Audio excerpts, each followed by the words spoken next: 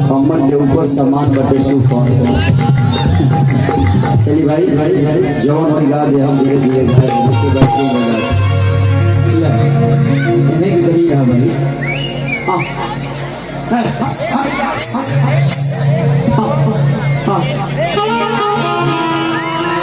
बहुत बड़ा है ऊपर नीचे का चीज ऊपर पहन लिया क्या आपने कहाँ है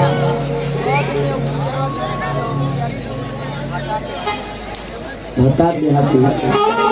होगी सर की जीत का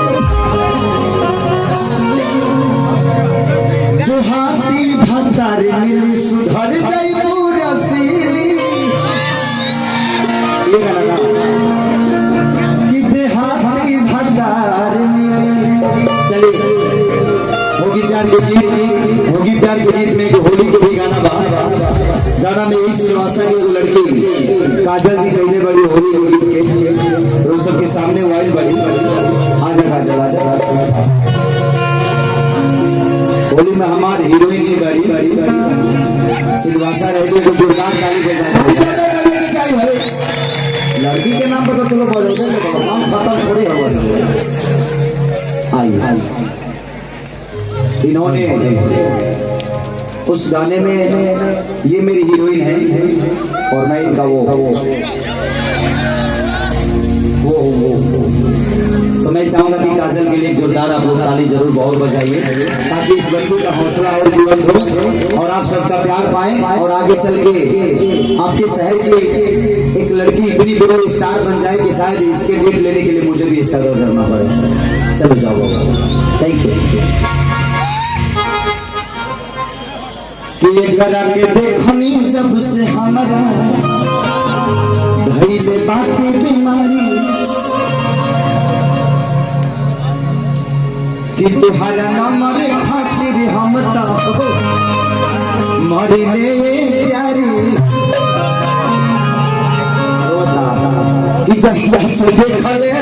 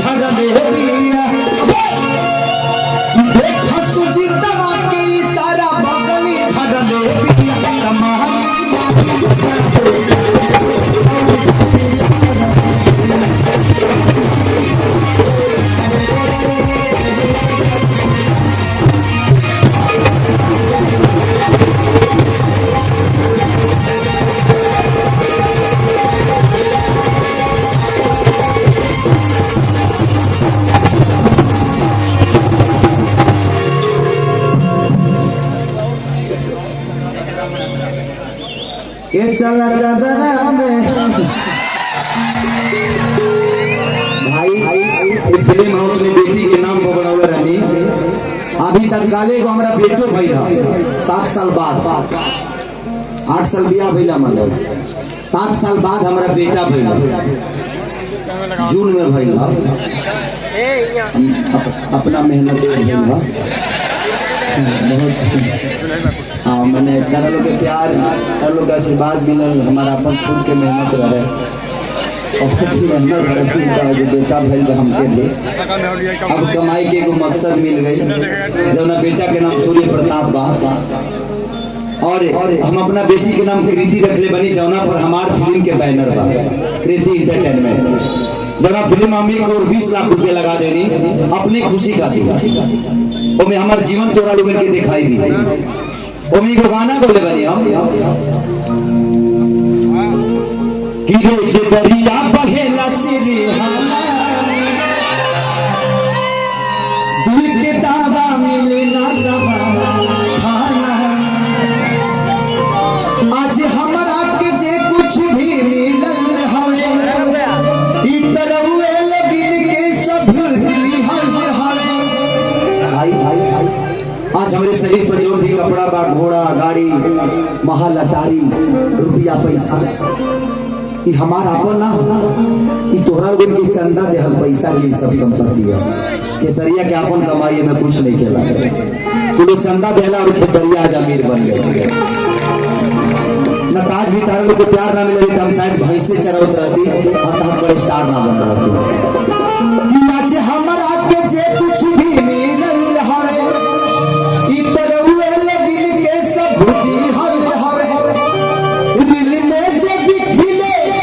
उहे मिलल हई रौरा दुआ के वजह से